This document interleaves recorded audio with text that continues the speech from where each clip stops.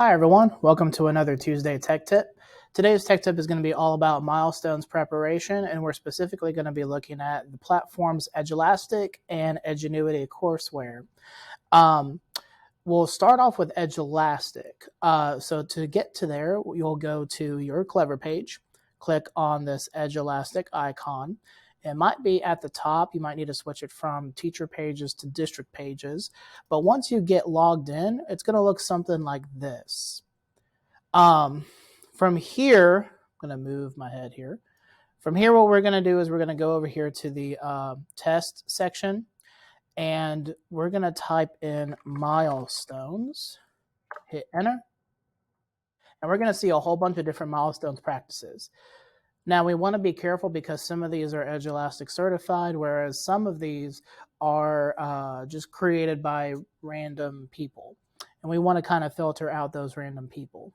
To do that, I'm going to scroll down here to Collections and then go here to Edulastic Certified. If you see this little banner here, that means that is a good resource to assign to your kids. And they have all kinds of stuff here for different grades. I think they even have it's right here, an Algebra 1 EOC assessment if you wanted to take it and use that in your classes. So lots of good resources here. Another resource I wanted to show you was Edgenuity.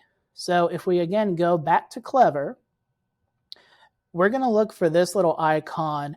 It says Imagine Edgenuity, My Path 6 through 12, and we're going to click on that. It's going to take us to the Edgenuity homepage, which looks something along the lines of this.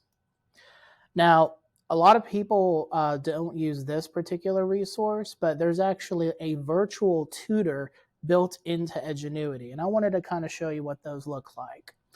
I'm going to go over here to View Course Structures, and it's going to be towards the bottom of the page. So what I'm going to do, just to get down there really quickly, I'm going to hit Control F at the same time on my keyboard, and I'm going to start typing in VT for virtual tutor.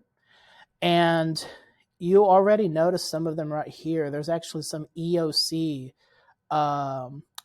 virtual tutors here.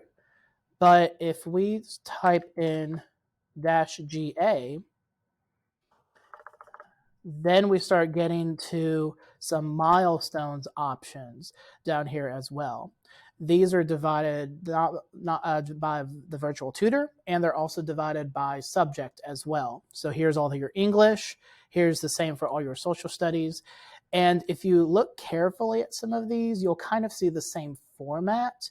The first one is always going to be sort of like the big course itself. And then the subsequent ones are going to be the individualized sections. So you can choose to assign any one of these, or you can choose to submit the big one overall.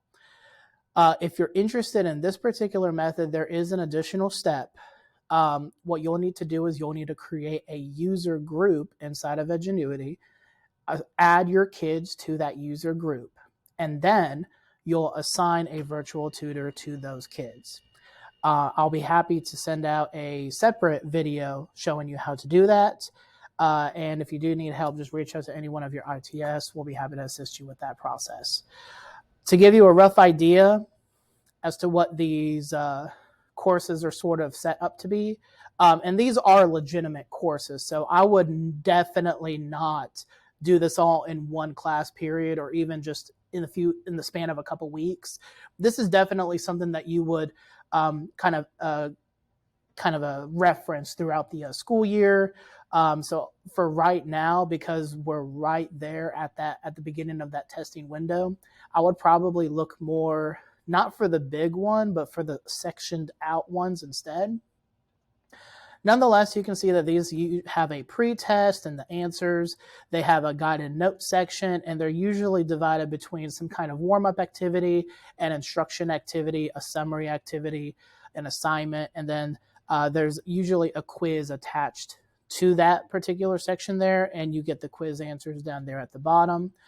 Some of these have videos in them, and those videos are closed captioned. So if you have students that need that kind of accessibility feature, it's in there, and it just provides a nice, good opportunity for that extra practice in addition to what you may already have in your teacher toolbox. So that's kind of the two big things I wanted to talk with you about. Again, that was Edulastic and Edgenuity Courseware.